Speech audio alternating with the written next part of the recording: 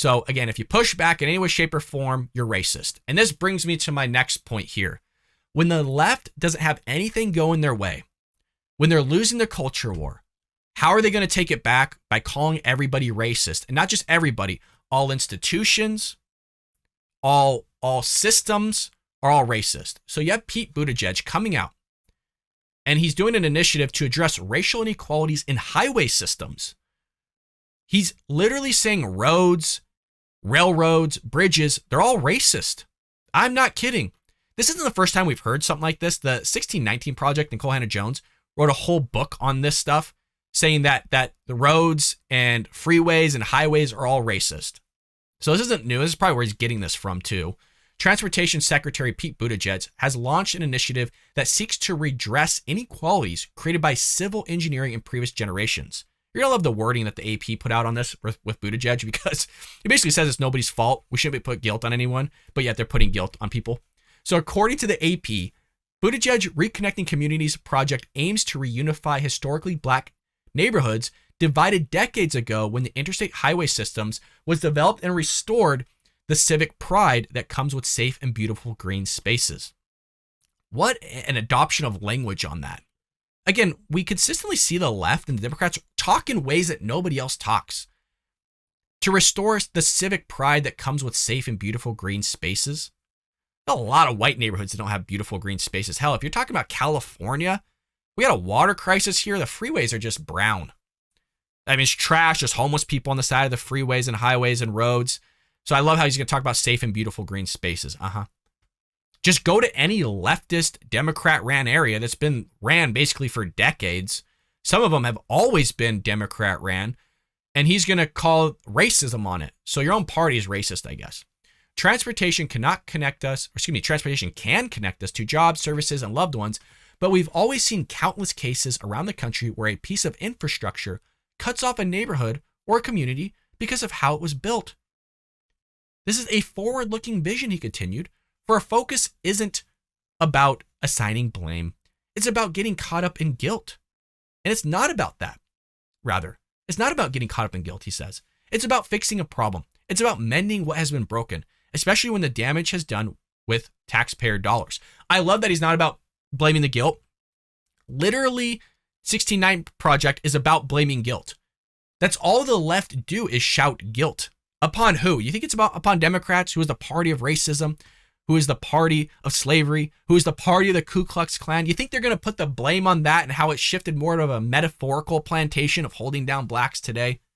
Which I don't think blacks are held down. I think in some way, shape, or form, they are in different aspects on an individual basis. But as far as a society and a social fabric goes, it only takes one generation to get out of poverty. You're going to have people have to do some serious sacrificing, multiple people in a household working at the same time, pooling their money together, putting it into a 401k, investing it in certain places as well as paying their bills. That might be your husband working 2 jobs, you're working 2 jobs, your kid in high school at the age of 16 is working a few hours a week to help pay for their meal and their lunches. They turn 18, they're working through college, paying for their own college. They finally get a job. They start investing in their 401k, matching, all those things. It will take one generation, but you will be out of poverty. That's the things, that's the mindset people need to have. But no, they're going to write books like this. They're going to go out there and say everything's racist. Roads are racist now. Freeways are racist. Railways are racist. Milk cartons are racist. If you think I'm joking on that one, that really happened. They said milk was racist because it's white. If you recall years ago, and I learned this in business school, I think it was business law actually, there was a whole case on the fact and idea that Band-Aids were racist because they weren't offered in different colors. And I raised my hand to the professor. I said, well, on a business basis, this is a business law class. On a business level, if majority of the people in America are white, wouldn't it make more sense to create one color because it's appeasing to the masses of those that would predominantly be buying Band-Aids? Would you go out and buy and mess with your margins and your numbers, buying a different ink, having to create a different sector and possibly lower the limit of creating of Band-Aids or the quantity of Band-Aids in one color so you can supply a different color to a lower amount of people per capita, depending on where you're producing it, or 13% of the population that might not even be statistically using Band-Aids in the same capacity at the same rates as other people were. I mean, again, I'm not just talking about white people. like myself, I mean, Asian people have basically the same skin color as well. So you're meeting the vast majority of the population, but somehow all those companies were racist because they didn't make a different color Band-Aid. And again, if you just look at the business aspect of it, it wouldn't have made sense. Obviously, there's different color Band-Aids now. I mean, if they only made black Band-Aids, I would still wear it. I don't care. I don't think it's racist just to have black Band-Aids. It's a Band-Aid. There's white Band-Aids. I mean, it's ludicrous. It's silly. He said, this is forward-looking vision, he continued. Our focus isn't about assigning blame. Again, it's not about getting caught up in the guilt, but yet we're going to push that narrative out there in the first place and just, disregard that whole sentence that he basically just said. The pilot program allows municipalities up to 5 years to apply for funding for mass transit lines, green spaces built on top of roadways, known as freeway lids or caps, repurposing defunct rail lines, and perhaps even rerouting or partially removing highways. Targeted areas in New Orleans, Houston, Tampa, perhaps Nashville. Folks, this is going to be expensive.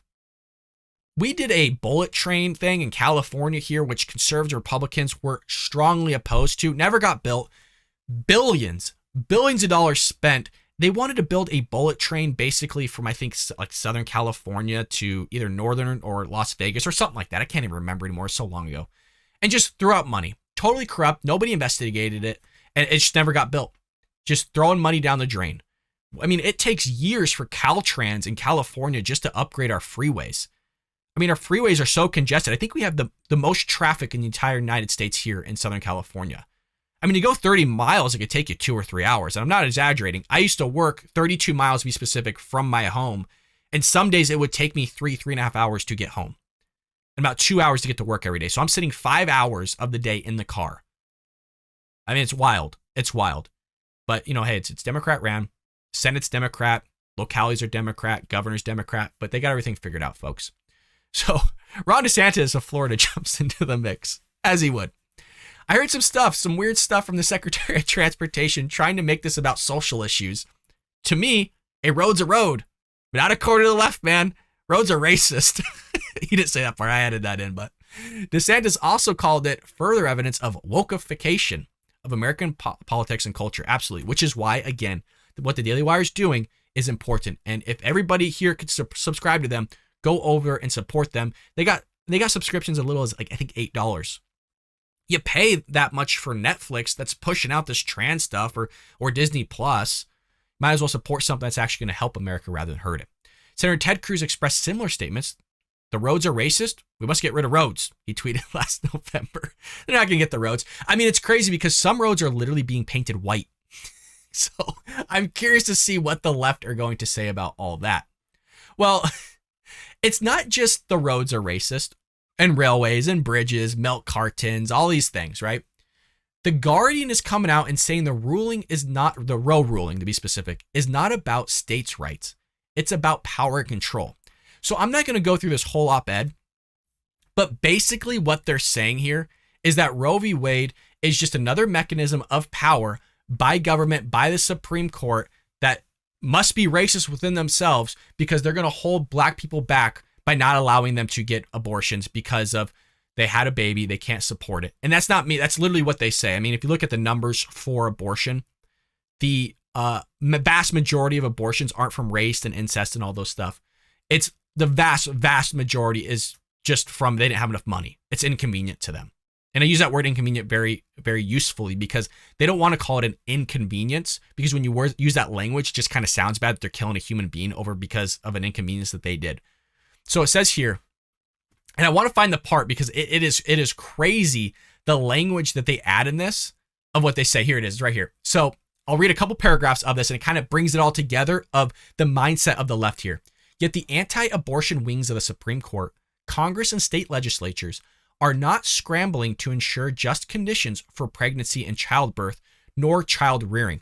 I would like to point out that the pro-abortionists are literally attacking, spray painting, and destroying pregnancy institutions. Like institutions that will give you like formula, they'll give you diapers, they'll help you with like mental issues, with pregnancy, all those things. They're there to support people that wanted to choose to have a child. You know, these people that are pro-choice, but they're going to say here that they're not scrambling to ensure just conditions for pregnancies. All the while, the same person that's saying this pro-abortionist, is attacking, or at least their group is attacking these places that are helping people to give birth, have a pregnancy. It's crazy. This group espouses views and supports policies that ban racial justice education. I don't even know what that means. Prohibits trans kids from sports teams and bathrooms. They're not prohibiting from sports teams and bathrooms. If you're a biological male, you can still play sports. You can still use the men's bathroom. Now, if you're a male that thinks you're a female, no, you're not going into the female's bathroom and you're not playing on a female sport. You'll dominate them. And there's already been events of a male thinking they're female going into the women's bathroom and raping women. Go figure. Who would have ever thought something like that would have happened? It goes on to say refuses dollars for healthcare and unemployment and expands police power because police are bad again. It's so funny. AOC the other day, the same person that shouts defund the police, went to a protest surrounded by police and security with guns and stuff. But, you don't want to expand police power. That's all bad. The same people that are shouting problems with security at the Capitol when Nancy Pelosi and Chuck Schumer had the responsibility and also had been asked to increase security at the Capitol before the January 6th events ever happened. They declined it, but now they want more security. They want more guns. They want more protection at the Capitol. So something like that never happens again. But they also want to defund the police. And if you talk about expanding the police and its power, you're racist. But the Democrats aren't racist when they want to do it for their own gain, for their own individual purposes. These are all efforts to restrict bodily autonomy, to create hostile living conditions to pre-service racial, gender, sexual, and economic hierarchies. See, it's all about keeping the people down. It's all about, there's no self-responsibility of if you think this is going to hurt you, meaning it could be an inconvenience. You having a child might actually impact your bottom line of you saving money, you getting out of poverty, you making the decisions of finding a different job, like going to college or finding a trade school. And because you had a child, it might impact you of finding a job or going to college or to a trade school to acquire skills that would get you an increase in income that would allow you to get out of poverty. But you decided to have sex, thus a child was born. And because you made that decision that impacts other decisions, everybody else is racist because of your problems. That's how this works. Dobbs is about more states' rights and protecting life. It's about power and control. I completely so there's the power and control aspect that I was talking about earlier, right? It's about power and control. So when things don't go their way and it's given back to the states so that your elected representatives can sit there and vote and institute certain regulations and laws because you fit it and that's what you want, so you voted it in, somehow there's power and control, and that's a negative aspect of this country. It's so baffling and head spinning that they can write these long columns and there's no self-awareness in what you're saying. I understand sometimes you go back and listen to something, you go, that's probably wrong, or I actually see where I was wrong on that one. But you're going to write an entire thing and almost everything in here is wrong. Almost every sentence is off. That is remarkable. It's remarkable. I mean, I literally watch every single one of my own episodes because I go back and I think, okay, that was kind of stupid. I think it was kind of wrong. I do a lot of this offhand. It's hard for me to work 2 or 3 jobs, prepare like you see Ben Shapiro do, the Daily Wire, PragerU, all these places that do it full time. I can't do this full time. So a lot of this stuff just comes on prior knowledge, books I've read, maybe some articles and stuff like that. And, you're going to say things wrong because you're not preparing in the same way that maybe you should be. But this person does this for a living on this opinion for The Guardian. I mean, listen to this next thing and you tell me if this sounds even correct. I completely understand the impulse to blame the Supreme Court's logic on Christianity or the societal hatred of women.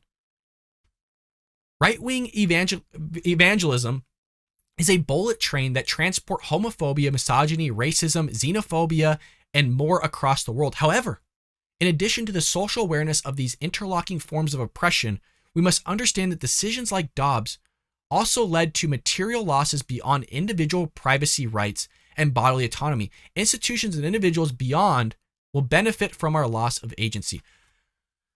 I mean, it's just unbelievable how he tried to fit as many words they can that they call Republicans. You're homophobic, misogynistic, racist, you're xenophobic. I mean, all those are listed here. And I love how I got to look at who actually wrote this, he or she here. Let me look. But it's Dereka. I don't know if that's a male or female. Sorry.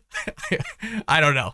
But, and even if it was like Dan, Then you come out and say, oh, Dan's a male because that's generally a male name. You're not even trying to be disrespectful. Then they'll come at you like, oh, I don't identify as a male. Well, biologically, it might be Danielle, right? Then they transition to Dan. Who the hell knows anymore? But then they get upset with you, even though you're not trying to be disrespectful. You're just trying to figure out who the hell wrote it. Either way, they're throwing a bunch of stuff. So now Roe v. Wade's racist because some way, shape, or form you're holding people down rather than just making an individual decision that could benefit you. Or it might not benefit you. That's the risk that you take. Every day you go drive on the road, it's a risk you take. That's a risk of somebody else hitting you. In other words, somebody else getting you pregnant if you're a woman. Or you hitting somebody else, meaning you're a male getting somebody pregnant. I mean, there's so many analogies. I'm not saying they're perfect analogies. They could be very well rough analogies. But the idea still comes down to self and personal responsibility. And our society lacks that. And that's why a lot of people, I want to say one of the reasons, but there are 5 qualities that have been surveyed amongst the 10,000 millionaires that are within this country. It's the biggest study that's ever been done. It was done by Dave Ramsey's team.